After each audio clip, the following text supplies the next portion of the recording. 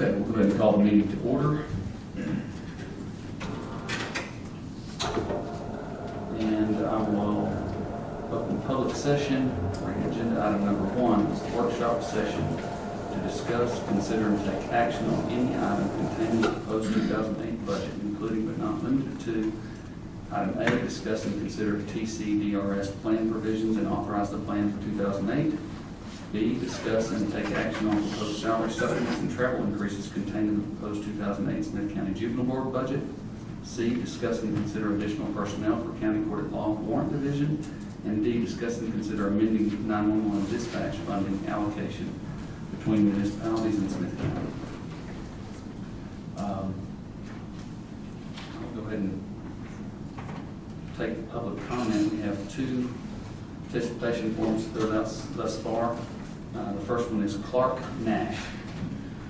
Mr. Nash? Yes. How are you, sir? You would approach the podium. I'll make sure the light's on. Yeah, he's on.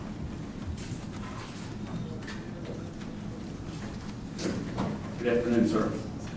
Good afternoon to you. Appreciate the opportunity to speak with the court today. I believe that the policy for setting salaries for elected officials should be changed. I do not like to see politicians set their own salaries. Who decided this practice? When did it happen? Is it a law? Is it set in law? It really only becomes an issue when we see someone abuse this. Judge Baker, you were quoted as saying that you had not seen a negative response to your salary increase. And on August 6th, in Commissioner's Court, you wouldn't let my wife speak publicly on the subject. I personally don't believe that government officials add value except for safety and infrastructure such as our roads.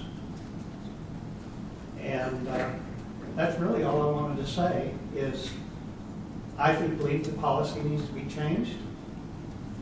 I'm not sure I know how you go about changing it, but I think it's time to get it changed. Thank you. Thank you, sir.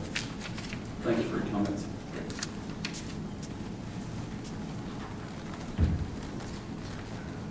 D. Karen Wilkerson. Ms. Wilkerson.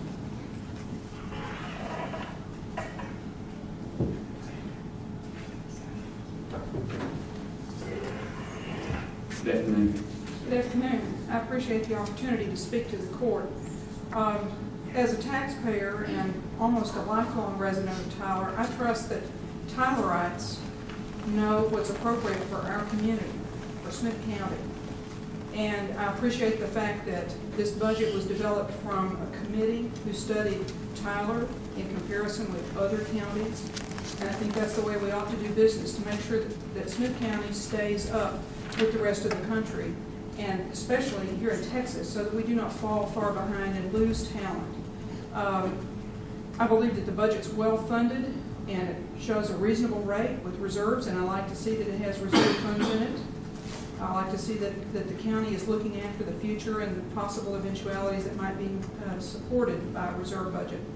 I note that I've never seen any organization, nonprofit or public or business, in which the CEO is paid less than department heads. But the current funding leaves that predicament, and I think that's inappropriate. I think that the person who has to make the decisions, the person with whom the buck stops, should have the authority not only by law, but also by the support evidenced by monetary compensation. And I don't have a problem with that. I believe that you get what you pay for. And I'm very pleased with the leadership and the current majority on this issue. And I'm delighted that you've had more public hearings so that more of us can stand and say, we support this budget. Sometimes silence does not indicate ignorance. Thank you. Thank you, Ms. Wilkerson.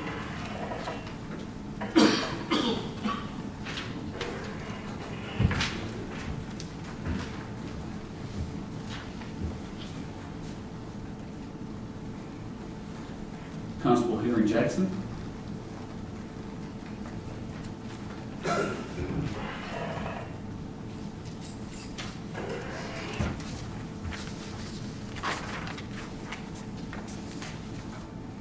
To the Judge and Commissioners Court. To follow along with me, can I give you a handout? Sure.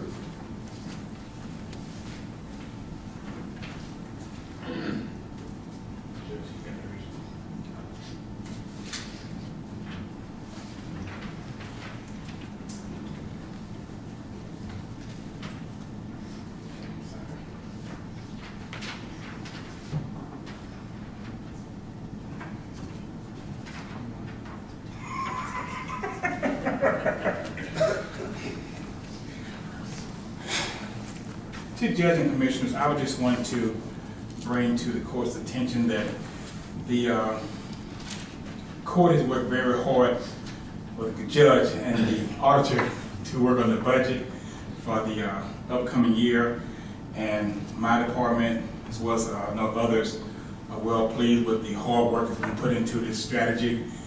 There's one particular issue that concerns myself and other parts of the department that I'm trying to make sure we provide quality service to our citizens.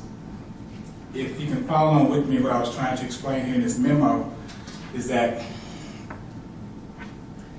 the proposed budget is going to allow my full-time staff $2,000 for travel, for the car allowances, and we normally equate that out to a little bit over $100, somewhere in that neighborhood, a pay period to try to, a month, try to equalize so they have some money for gas and for repairs. So if we look at this equation, it says $2,000 a year divided by the current rate of gas, which is $2.69. It's going to give us 743 gallons of gas at that price. If you divide the number of gallons by the number of days in a year, 365, you have 2 gallons per day that you ask these deputies to use to go out and serve papers and to support the community. But I was knowing, I read some information recently that we don't understand how difficult the job is for the auditor, and she did this and helped me out very much. She did a very good job helping me get started.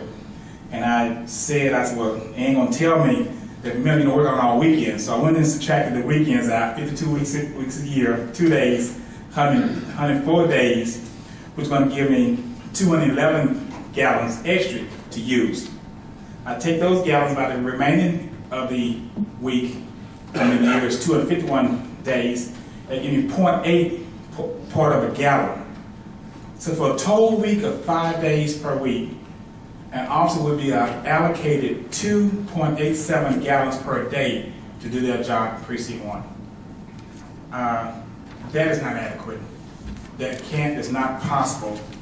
And I'm just asking for some support from the court when you look at the budget. I think when you look at the overall proposed budgets, there are some areas where we allocated up to $6,000 for gas for a precinct. And I'm not supposed to call upon other people to testify, but there's at least 4 times out of a week that we do special backup for the sheriff department, and that's because when you're out there, if they call, we got to go. And if I have to leave and go to, my last instance was in Mr. Van Ness area, because everybody that was available was on the south end of town, and we was on the north end, so we backed up the county. And to leave North Broadway in the loop and go past Interstate 20 at 80 miles an hour because somebody's on the telephone saying, he's at my back door trying to get in, I need some help.